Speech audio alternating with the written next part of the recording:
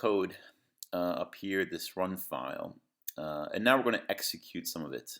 So we have this operating system. You recall, we import operating system. We haven't actually used it yet, so we're going to use it down here. So basically, operating system, and you can find a lot of these methods, by the way, in built-in Python by going to the PyDev or python.org site and searching through it. So you can sort of find CSV, for instance, here. If I did a search on CSV, I can find the module or the library CSV.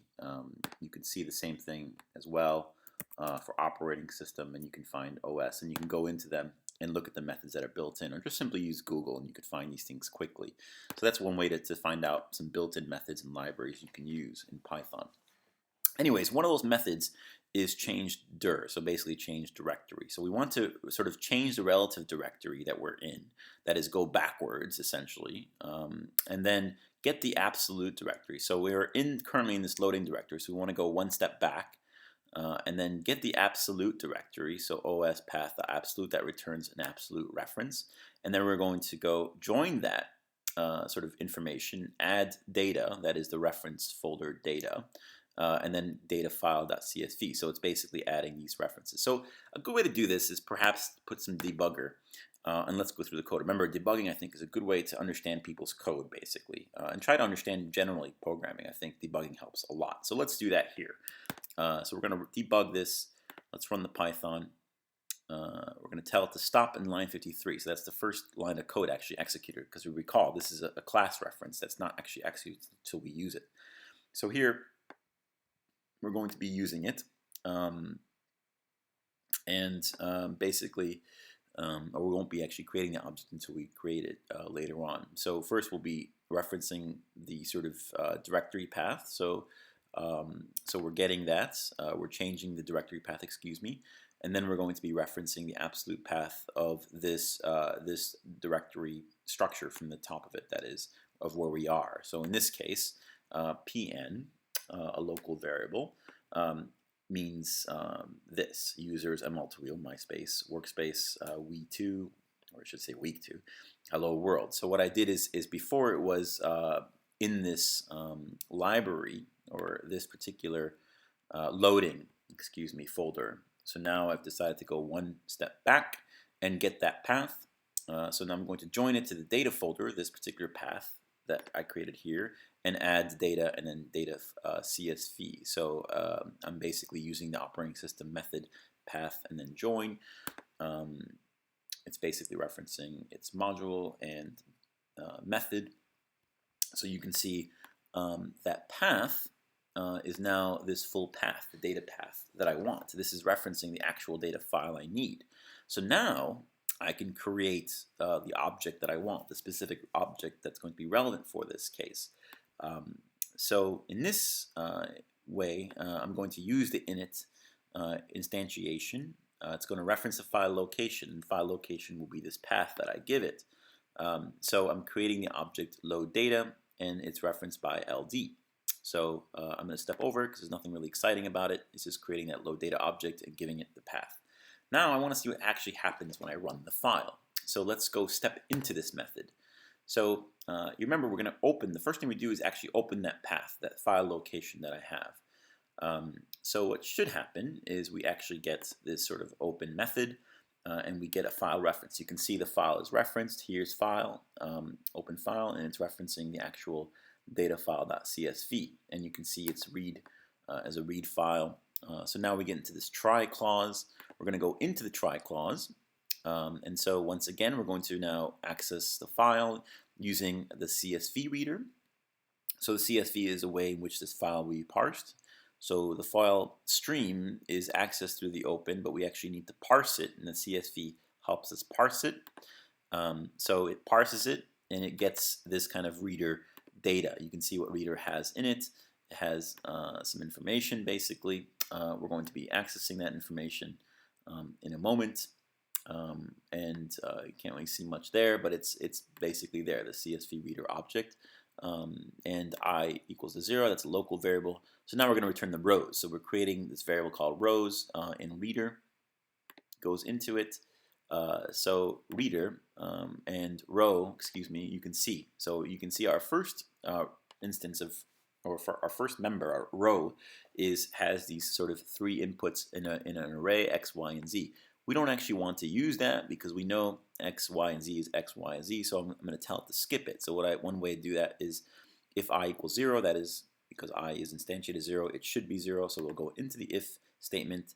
I will first add a number to I, which means that when I go loop again, I will not be 0. So i's value is changed. As you can see, it's 1 now. I'm telling it to continue. That means basically get out of the code, just continue on. So get out of the if clause, and it goes back to the for loop. And so the second row is now returned, and you can see it has 141. That is, it's the second row of values in that data file that we saw earlier, the CSV file. So now I does not equal 1, so it won't execute this code. It'll instead go to the bottom part of the code. So continue told it to continue into the loop, that is, go back to the beginning of the loop. And now I'm going to go the other part of the actual try clause, which is the x, getting the x value. So I'm telling it I want x to be a float, so I'm going to return the first row. So remember, row has the values 1, 4, 1. So the first value, that is a 0 reference, will be now made into a float. So x is, the 0 reference is actually 1, the first reference. So float, or x is 1.0. The second reference, or row 1, should have the value of basically 4. And you can see y is 4. And so we have those two inputs, and z is the second row reference in the second or the third data, in this case being 1 again. So z should be equal to 1. So we have those three values, 1, 4, 1. And we're going to send them into child data. So we're going to create child data with these inputs as 1, 4, 1. And we're going to create an object referenced in this particular as a variable in this object as called CD. So CD is a reference to an object which is accessed via this class. So child data will be a variable inside of our class called what is it again? Load data. Okay, so that's creating a reference to CD or child data. So now we have child data referenced. Okay. So we can even see it potentially here. So CD is child data. You can see it if you want to make sure that the reference is created for that object. So we are done now. So it goes into the finally clause. Remember, finally executes automatically because the keyword finally tells it to do that.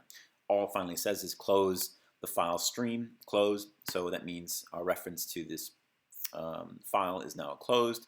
So we go to the next method. Next method is saying ldcd dot add xyz. So ld is us, that is the load data object.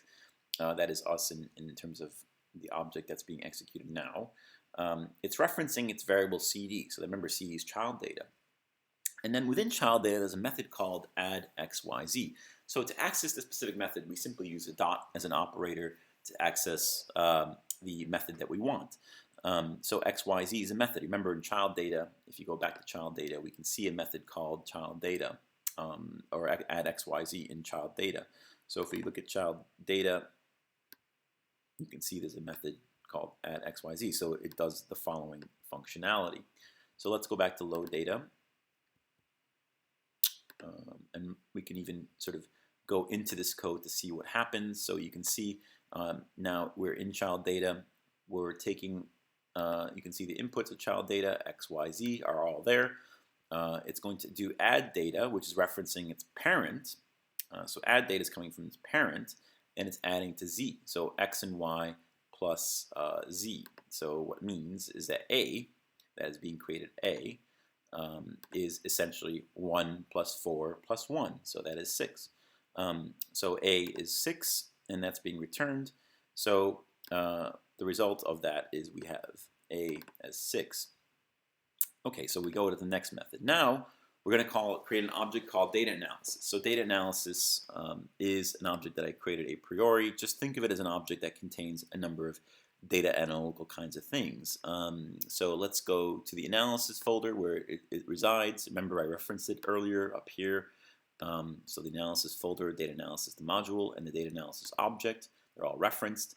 So I can see what's in there. If I go to the code, you can see what's in here, and on your own time you can look into the object, because remember you can download all this.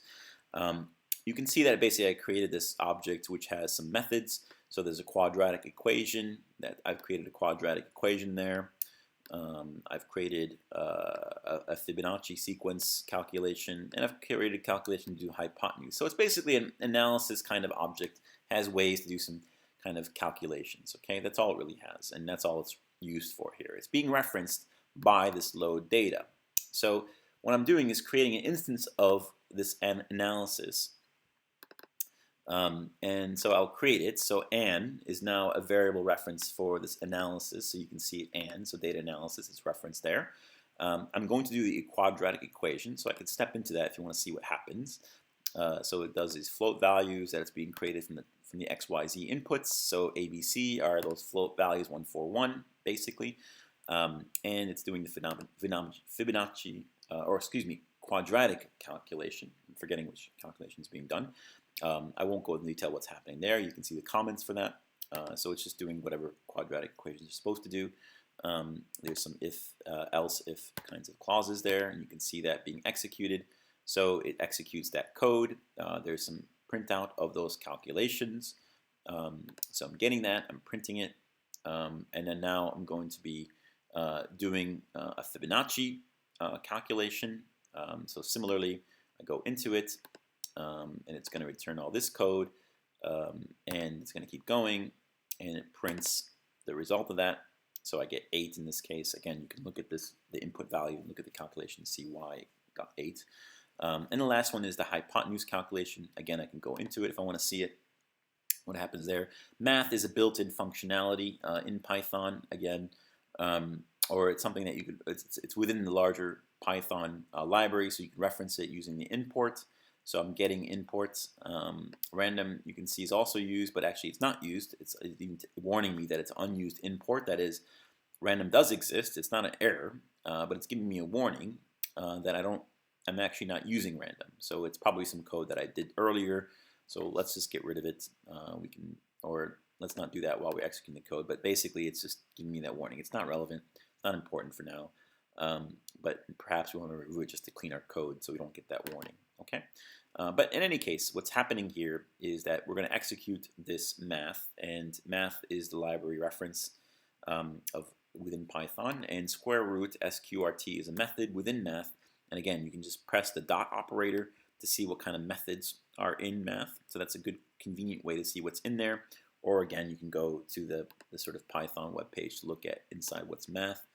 And so it's going to do other kinds of math things, give you a power, take the inputs and send it to the second power, as well as the y input and take it to the second power. So the x and y are both made into the second power. So it's just doing a calculation of square roots, basically, which is calculating the hypotenuse of the Pythagorean theorem, and it's going to print the result of that. So the hypotenuse is 4 point whatever, and that's being outputted. So that's a quick way to show you some examples of 3 methods being applied to some input values given to an XY's to a CSV file, and 3 methods of calculations are being applied to those inputs, and then some functionalities printing or resulting from those inputs. So it shows you how to read a file, to access data in a file, to do some functionality to that data, and then encapsulate it into objects and use objects for different things, whether it's calculation or loading the data or just simply holding the data. So you can use objects for different things and also build off of functionality,